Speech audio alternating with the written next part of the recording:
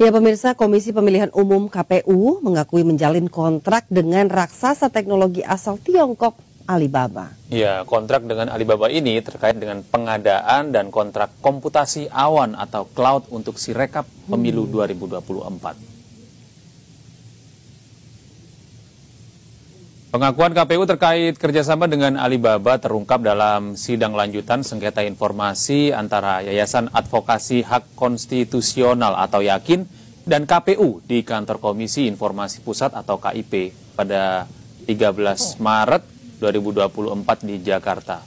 Perwakilan KPU, Lukman Hakim, mengakui adanya kontrak pengadaan yang dilakukan KPU dengan Alibaba. Hal itu disampaikan saat Lukman menjawab pertanyaan Ketua Majelis KIP Syawaludin. Diketahui kontrak antara KPU dan Alibaba merupakan salah satu informasi yang sebelumnya dimohonkan oleh pihak Yakin ke KPU untuk dibuka ke publik. Namun karena KPU tidak memberi jawaban yang memuaskan, pihak Yakin akhirnya menyengketakan KPU ke KIP.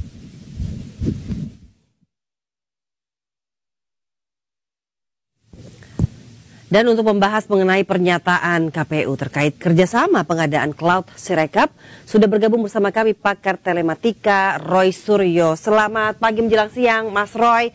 Akhirnya KPU mengaku ini bahwa ada kerjasama. Ya. Nah itu, selamat pagi Mbak Ica, selamat pagi juga Mas Gede, selamat pagi juga pemirsa iNews di mana saja berada. Akhirnya, saya bilang akhirnya ya, meskipun ini bukan akhir ya, karena ini sebenarnya baru indikasi awal dari nanti terbongkarnya beberapa kepalsuan atau kebobrokan yang lain dari KPU. Saya harus bilang begitu.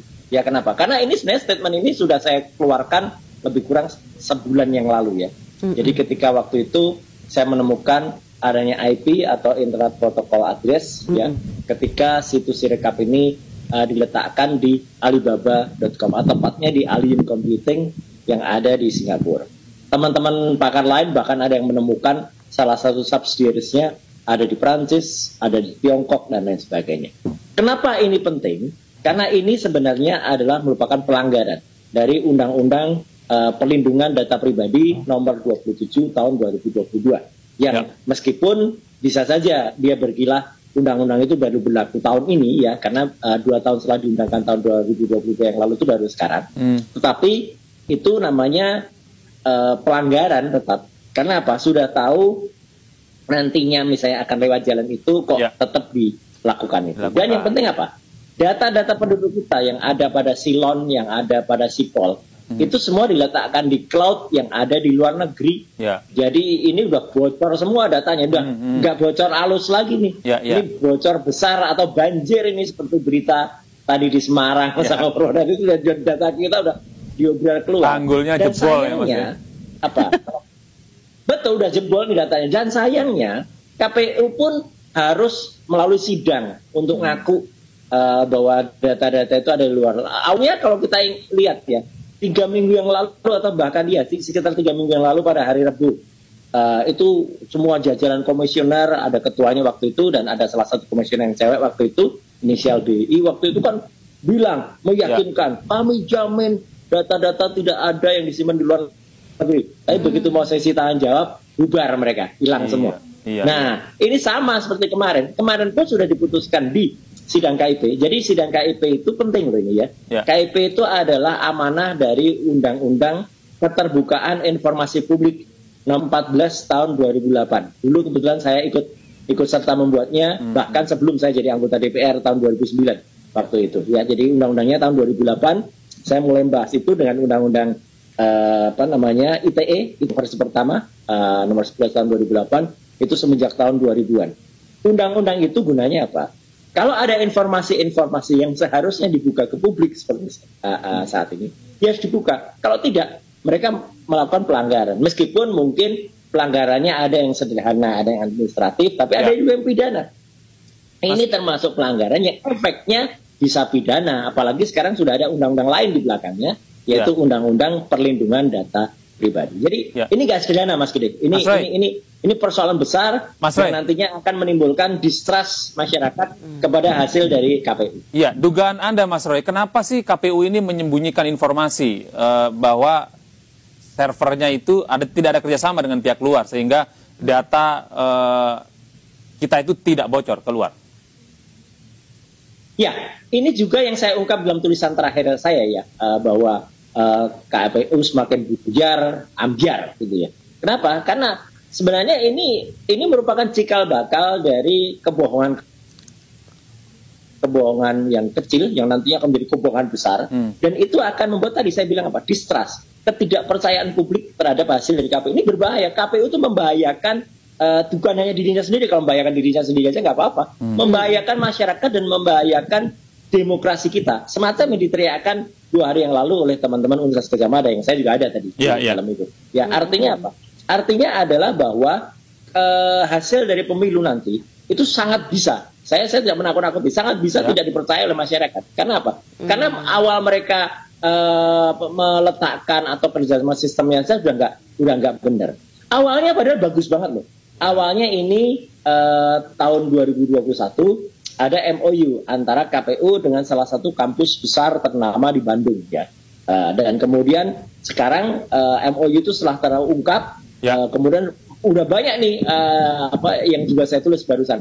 Udah banyak nih protes internal sendiri, bahkan Ikatan Alumni ITB sendiri itu sudah mempertanyakan rektor Kenapa, ya, agar rektor itu mengaku buka semua ada apa di balik itu, karena mereka tidak rela. Saya yang bukan lulusan ITB saja itu tidak rela bahwa kampus besar Bandung yang menjadi kebanggaan Indonesia, dulu Bung Karno pernah kuliah di Technical School ke Bandung ya, ke ITB itu menjadi seolah-olah saya bilang seolah-olah terlibat dalam kasus. Padahal saya yakin itu nggak terlibat. Kenapa saya bilang terlibat? Kalau kita ikuti diskusi-diskusi di iNews, di Sindo, di MNC dan sebagainya, kan sering banget ada hal teknis, misalnya partai yang tiba-tiba ada yang partai tertentu yang melonjak besar, ada partai lain yang dikurangi suaranya, ada hilang Mas Gede dan juga Mbak Ica. Itu kan hal kayak gitu secara teknis itu nggak mungkin terjadi gitu loh. Itu nggak mungkin karena mesin itu is a machine. Machine is a machine. Dia hanya melakukan apa yang diperintahkan, meskipun dia pakai artificial intelligence gitu ya. Dia tidak mungkin berbuat curang kalau mesinnya. Tapi kalau ada orang, kalau ada oknum, nah ini yang kemudian terjadi. Nah, kenapa kemudian crucial cloud di Alibaba ini? Ini kan Mas Roy? Suaranya hilang, Mas Roy. Mas Roy? Aduh, suaranya terputus-putus ini, Mas Roy. Hilang bahkan. Yang bisa kemudian digunakan untuk berbuat curang. Itu krusialnya, Mas. Gitu. Dan mereka tuh sebenarnya kemarin di sidang yang ada di KIP itu meskipun ngaku, tapi mereka tuh nggak mau buka loh. Iya, gitu. Jadi gamblang begitu ya, Mas Roy ya. Mungkin ini terakhir, Mas Roy. Dengan adanya fakta yang disampaikan di persidangan bahwa memang ada kerjasama dengan server luar, dalam hal ini Alibaba begitu ya.